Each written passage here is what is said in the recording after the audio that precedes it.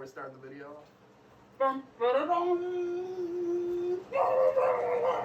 Hello, everyone, and welcome back to BK and Maddie's Fantasy Show. I know it's been a while. We've missed y'all. Believe it or not, we filmed like 3 videos since our last one, And didn't upload any of them. and we've had some technical difficulties, but a lot of things have changed since the power rankings last time. We've had a lot of flip-flop. We've had a lot of surprises. Yup. I don't think anyone expected things to turn out the way they have in who we have leading the power rankings right now. But Coates has the best fucking team. Yep. And we're about to break it down. Yeah, we're going to hop right into it. To everyone's surprise, at number 1, we have the Coach. I know, it's crazy. I'm just as surprised as all of you are. But if you take a look at his team, he has a ton of depth. He has no holes, and he was the one who got Puka. It sucks. It sucks that all of us missed out on him. I'm sure all of us are equally as sad about it. But he got him. He got Mike Evans. He hit on some people that some people let fall down the boards, and that's why he's up at number 1. Yeah, Coates' team is just fucking filthy, and I'm not excited to play him.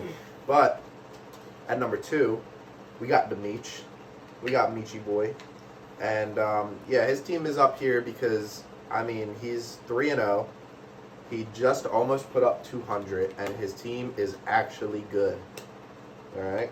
His team's actually good. He drafted Christian McCaffrey, who seems like the RB1 the rest of the way. He seems like the best running back in football. Who would have thought? Keenan Allen looks like the steal of the 3rd round. Probably should have went in the 1st round the way he's playing. Mike Williams is going to miss the rest of the season, so we'll see how that plays into the Chargers offense. But, he's got a lot of depth, a lot of role players on his team that are doing good. He's got Pittman, Jacoby Myers, Sutton, who fill in well. Still have to see Jalen Waddle come in. And he's got Sam Laporta off the waiver wire, who looks like a top 5 tight end in fantasy. So, Meach is sitting up here at number 2 until further notice, until the fucking heat starts to run down and he starts to take some losses. But his team is here, and it doesn't look like it's going anywhere. Next is me.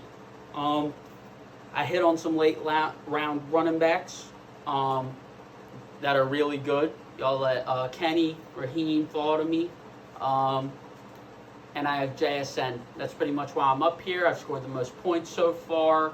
You know, I have some promise in the future with players like JSN and stuff like that. We'll see where the rest of the season takes me, but I got to stay healthy. Next up, we got Drew Siff at number 4, and Drew just put up a stinker last week and he lost. He's one of the lowest scoring teams last week, but I don't think that we can put him any lower than 4. I mean, his team is just really good on paper, and it's played really good the first 2 weeks. So Ridley has been slow the last 2 weeks. Nico Collins didn't really perform. Brian Robinson didn't do as well. They got blew out by the Bills. And Kincaid hasn't really been coming together yet. Josh Jacobs has been slow. But a lot of those players, I think, will do better as the season goes along. His team will continue to get better. And he still is waiting on Cooper Kupp, who is going to be a stud when he gets back. Look at the way that Puka Nacua has been playing. Look at the way that Tutu's been playing. I mean, as soon as he gets slotted into that offense, it's wide receiver 1 season all year for him. And I still have a lot of faith in Breece Hall, who will be back in the middle of this season and playing at a high level. And Devon Achane just put up like a crazy fucking week. So Drew's team is really deep, and it's really strong, and it's only going to get better. And unless Drew starts to fizzle out, and unless he starts to take some losses, I don't think we can put him any lower because his roster is just better than like everybody else's. But we got fucking Zach at number 5. So what do you think about Zach's team? Next, we have Mr. Quizzard. Mid RB, great receiving core. Jordan Addison looks like he could be really good getting off to a fast start like this. One of the best receiving cores in the league. Fields looks like a bust, but when you have the receivers he has, he can always make trades, and do things like that. Even though everyone's scared to trade this year, if anyone's going to get trades done, it's going to be Zach. Yeah. And he'll figure something out. Next up on the list, though, we got Josh coming in at number 6. And Josh is 1-2, but his team looks solid enough to put him up here. I mean, he's got Patty Mahomes, who's obviously upper top 2 quarterback in fantasy. His running backs are a little dicey right now because Aaron Jones has been out. Jerome Ford slotted in nice. Rashad White looks like a little bit of a concern. Jamar Chase finally came through with the game we were expecting. He still has DK Metcalf. And overall, I think Josh, sitting at 1-2, will have some better weeks ahead of him. All right. Next, we have the Nate Dogg. Nate's got a solid team. It got saved. It looked really bleak at the start of the draft. You know, taking a Najee Harris that early. That's how you lose a league. But luckily, he had the last waiver claim and was able to scoop up a Kyron Williams, which looks like he would be at the value of the pick he used on Najee right now. So Kyron saved him. I think that trade that he did with Chuck saved him, where he got Devontae and was able to move off of a Garrett Wilson. So Nate's going to be up here for right now until we see how some of these 1-2 teams shape up. Yeah, speaking of 1-2, we got Alex rolling in here. And, I mean, Alex's team put up a lot of points last week, still lost to Josh. But overall, I mean, his team is just solid with Brian Robinson, Ramondre, A.J. Brown, Tyler Lockett, James Cook, and he just got a free Tutu Atwell from Zach. Christian Watson hasn't come back yet. Jaylen Warren is splitting touches with Najee, and he looks like hopefully at some point in the season he'll be getting more valuable touches. But overall, Alex is here, and he could go up depending on, you know, like Brendan said, how this shakes out. But his roster's fine, and, you know, he'll be in contention for playoffs if he doesn't have to deal with too much in the injury department. Next up, we got me. So I'll talk about me. And my team is, it's sad. It's sad out here. I got to be honest with you. Your boy needs some running backs. The wide receivers can't do everything, and Drake London can't do anything. I've been dealing with an inordinate amount of injuries. Nick Chubb went down for season. David Montgomery missed last week with a thigh bruise. Fucking Brandon Ayuk was dealing with like an AC joint sprain in his shoulder, which held him out. Hopefully those two guys can come back this week. But I'm 1-2. Got a lot of things that I'm dealing with. Need to make some moves. I still have players on the roster that I can make some moves with. And, you know, we'll see how the season shakes out. But I'm playing from behind right now, and I need a big win this week to be able to make this work. So we'll see. Next up, though, we got Dick Cheese. Mr. Cheese is up next. I think his new team name's cute. It's probably the best part of his team.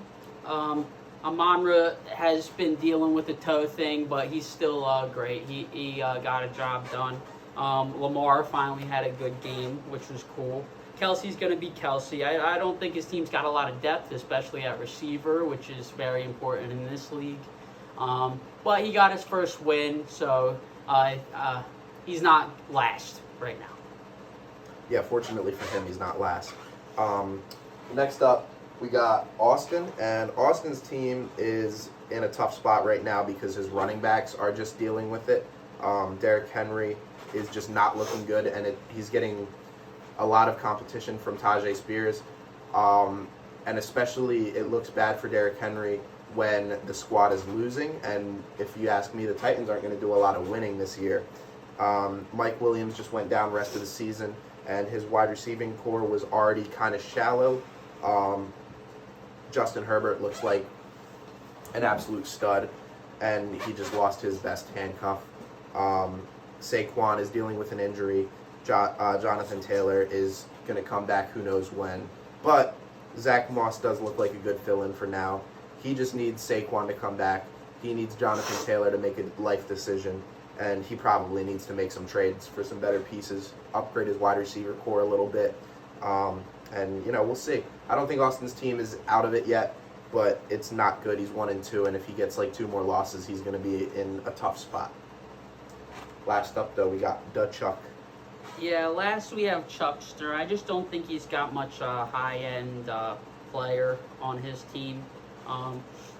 He's got Eckler, but he's been dealing with an ankle thing. It might take him a few more weeks, and he might not be himself and stuff like that. Josh Allen's, like, it's cool, like, when your second best player pretty much is a quarterback, but it's not, like, the best thing in the world. His receiving core is fine, but that receiving core should be a receiving core on a team that has, like, a stacked running back core, and that's just not what it is. It lacks some depth. Lacks high-end talent on the team. Nobody can really explode and stuff like that. So he's going to be our stinker. Yeah, and he's also 1-2. So if he loses this week in the next couple weeks, it's going to be really hard for him to make up some ground. But sorry, boys. A little bit of technical difficulties. Back to the studs. Quarterback. Jay Herbo. Guy looks great. Lost Mike Williams. Mike Williams had a good game before he got lost. You saw Josh Palmer do a little. Gerald Everett do a little.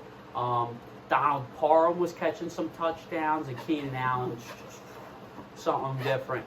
For as long as Eckler's out and Josh Kelly can't run, I don't see why they wouldn't just chuck it around the yard, and Herbert will be good in fantasy if that's the case. Gang, gang.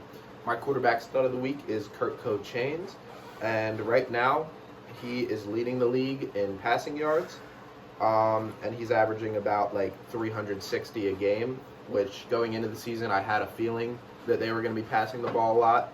I had a feeling that they weren't going to be relying on their running backs too much, and that it could be a season that Kirk Cousins really like dominates in fantasy.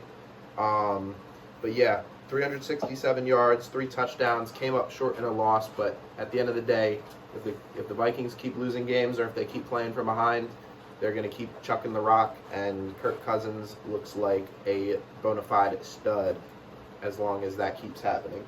What about running back for you, bro? Yeah, next is going to be one of my players. I got a lot, a lot of people didn't have this player on their radar, Like, they were thinking Charbonnet was going to come in. It's going to be like a split backfield or something. Listen, Kenny Walker is one of the best running backs in football right now. And is that because everyone's hurt? Maybe. But it is still factual right now. He makes people miss. The O-line sucks, and he's still doing all of this. He gets all the work. He's even getting involved in the receiving game. Charbonnet looks good, too. But he's no Kenny Walker, and they love him. So, Kenny put up 30 points this week. It's not going to happen every week, but I don't see why he can't have one of the most touchdowns of all running backs this year. My running back stud of the week is a waiver wire running back. Zach Moss came in 2 weeks in a row, putting up over 20 points. But this week he rushed for 122 yards. And caught an insane touchdown, like a ridiculous touchdown if you watch that play.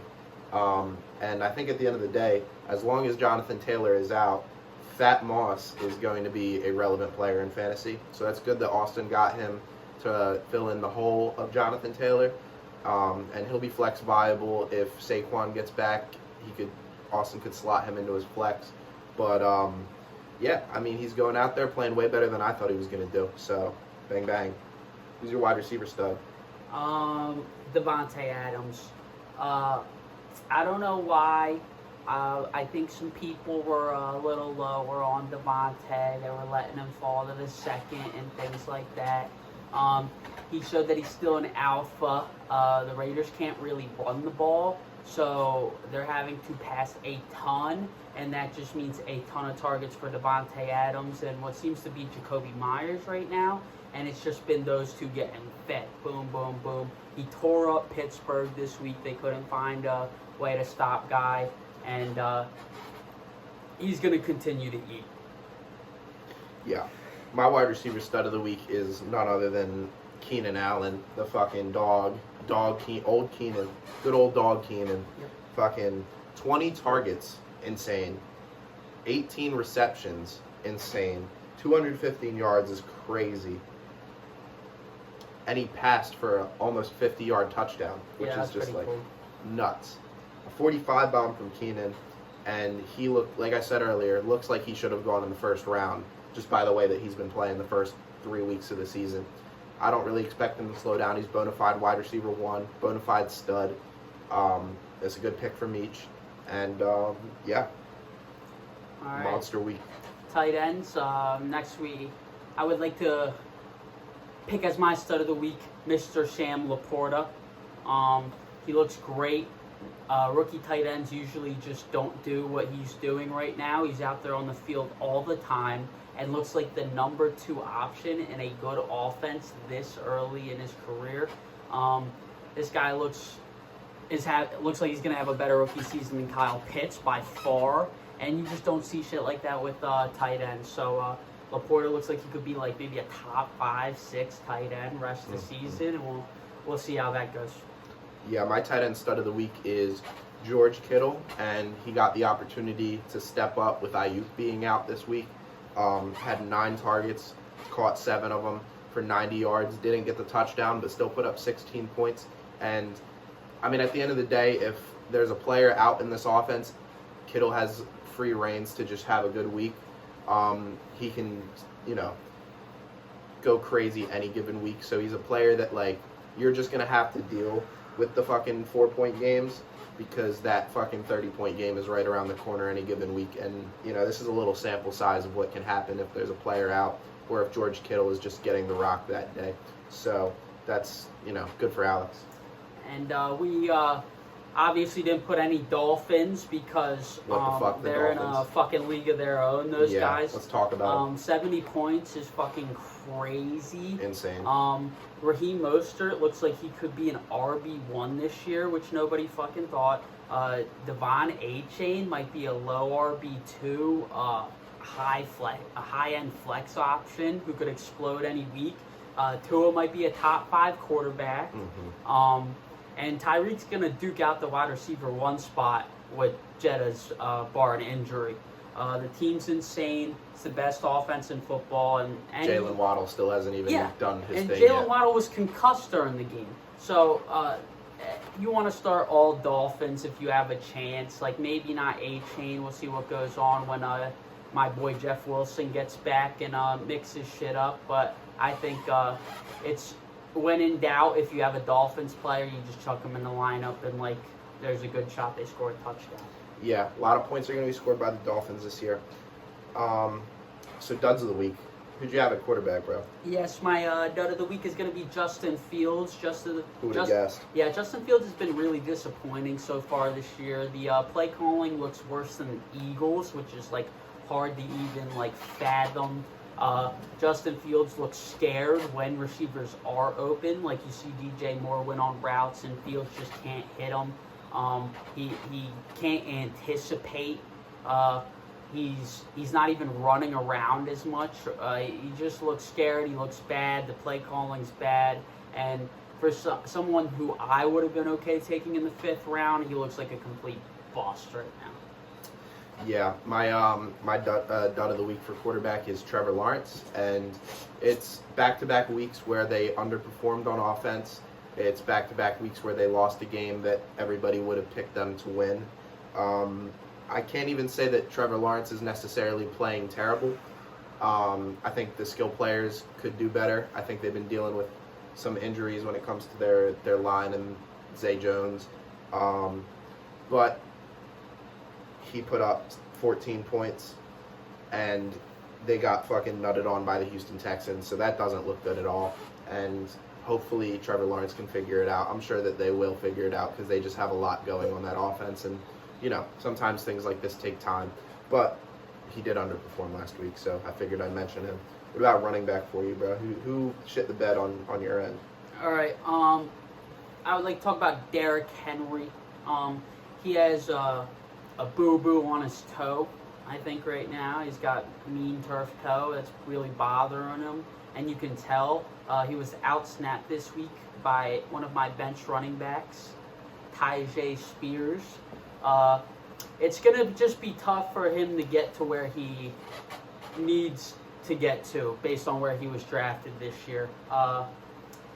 The Titans don't look like a great team. Like, if they're going to win games, it's going to be, like, low scoring, and because of defenses, there's not a lot of touchdowns going around, really, and they're having to, like, pass a lot at the end of these games, and Derrick Henry's never going to be out there during passing down. It's going to be Tyjae Spears. So Derrick looks like kind of a bust as a high-end running back pick so far. Yeah, and my dud at running back this week is going to be Ramondre Stevenson, who only got there with 7.2 points. And I feel like there's two sides of the coins here with this. Do I think that Ramondre is going to be better this season? Yes. But that's only because I like Ramondre as a player, and I'm going off of what I saw last year, because he hasn't been explosive this year. The trademark of Ramondre Stevenson is that he's like a bulldozer that can fucking cut and juke and make moves. And it looks like they have a certain level of trust in Ezekiel Elliott where they want to keep him on the field in certain situations. He didn't get in the end zone last week. He's only got into the end zone one time this year, and that red zone work is kind of like what you were hoping for with Ramondre to take him to that next level. Passing-wise, he had 4 targets, only converted that into 1 reception for 3 yards. Do I think this is it for Ramondre? No. Does it look bad? Yes. So we'll have to wait and see with him, but I mean, he could turn it around, but it's going to take more trust from Bill Belichick and better play from Ramondre. So we'll see if that happens. What about wide receiver? Next, Josh Reynolds. I think maybe some people saw after the first 2 weeks that Reynolds might have been a high-end to mid-receiver 3 option. I know he was dealing with a little bit of a groin thing I saw. He still played 79% of snaps, though. If you think he was a decoy, then all right, maybe. But I think to go out there and get 0 targets is something in itself. I think Laporta, if he didn't show it this week, he's going to work his way up to the second option. And then eventually when Jameson comes back, which is still a while, I think, Reynolds will be on the waivers. I don't know if he's a startable player, really, and he doesn't have a ton of upside. He could always catch a touchdown. It's a good offense, but, yeah, I would definitely temper my expectations on that guy. Yeah. So I'm going to talk about Garrett Wilson here, and, I mean, he didn't have a terrible game. 9.8 points isn't something to cry about too much, but, like, I think it's just indicative of, like, what Garrett Wilson's season is going to be like. I mean, the first 2 games he caught a touchdown, which significantly helped his points. But at the end of the day, as long as Zach Wilson is throwing him the football, as we saw last year and as we've seen this year, it's just like, God, he just takes the wind out of Garrett Wilson's sails a bit. And hopefully Trevor Siemian can come in and just focus on Garrett Wilson, because that's what needs to happen for him to be that type of dude. He's a Devontae Adams type of volume player, and you know, if he's at this point, if he's not bailing you out with a touchdown, you're not going to be extremely happy, because he's probably not going to go over 100 yards too much this season. Tight ends. Next, I have a rookie tight end, Dalton Kincaid. Not everybody can be Sam Laporta. It's tough. Not everyone could even be a Kyle Pitts. Kincaid's out there a lot, but he's just not demanding a lot of targets right now. You can't count on the guy. I don't think he's worth a start ever. Like, maybe real desperate if you need a touchdown, but honestly, I think that's more of Dawson Knox's role. He's got a lot of potential for his career, but this isn't Dynasty. I don't think he should be on anyone's teams. Fair. All right, my dud of the week is Cole Kmet, and I just think that Cole Kmet is a droppable player. He's on the worst offense in the league. He's not really getting any volume. 2 targets last week for 22 yards. Not going to cut it. At this point, you're better off starting Donald Parham. And yeah, he did shit last week. He's going to do shit the rest of the season. He's completely droppable. And there's probably a better tight end on the waivers if you want to go pick him up, Austin. All right. What we got next? Next, we have a new segment. It is the upset of the week. This new segment is brought to you by Trojan Condoms. 'Cause you can be upset Wear if that thing don't wear work. protection. This week, Aiden threw on his Trojan condom. Nate dropped the soap, and Aiden hit him from behind. You know, we didn't expect it. At least I wasn't. I thought Aiden wouldn't have a win for a long time. But he snuck one out this week, and Nate's team didn't perform. Now on the Maddie's must-watch matchup. This matchup is only watchable because it is the toilet bowl. Me versus Chuck. Which one of us is going to be in a worse position in week 5? One of us will sink to 1-3. The other will sink, the other one will fucking be 2-2. And either way, whichever one of us is 2-2, we still have a lot of work. A lot of you guys are going to be playing in some matchups this week that are going to be probably more fun to watch. But sometimes there's nothing more fun than watching a house burn down. So that's what you guys are going to see this week. You guys are going to see one of me and Chuck's houses burn down. So keep an eye out. All right, real quick on the injuries. You know, we already talked about a little. Big Mike went down. It's Big very Mike. sad to see. R.I.P. He looked like he was gonna have a real good season. Herbo was throwing it around. He was having a good game, and towards ACL, that one hurts. Derek Carr, maybe temper expectations on some Saints players. For sure. J-Bo can still chuck it, but I still think it's a little bit of a downgrade going sure. from Carr to Winston. For sure, downgrade. And nothing like you wouldn't start Olave or Thomas anymore, but like I don't think they're going to perform to the level they were. And last, Gus Bus got concussed. He might miss next week. Aiden might need to start him. The bus got a flat tire. But yeah, it looks like everyone in the Ravens backfield is hurt. So not Surprise, that you want to surprise. start them anyways. Yeah, who would have guessed the Ravens backfield would be hurt? Yeah. But that is all. Hopefully this video makes it out to you guys We hope this so. week. Hopefully we'll be back next week.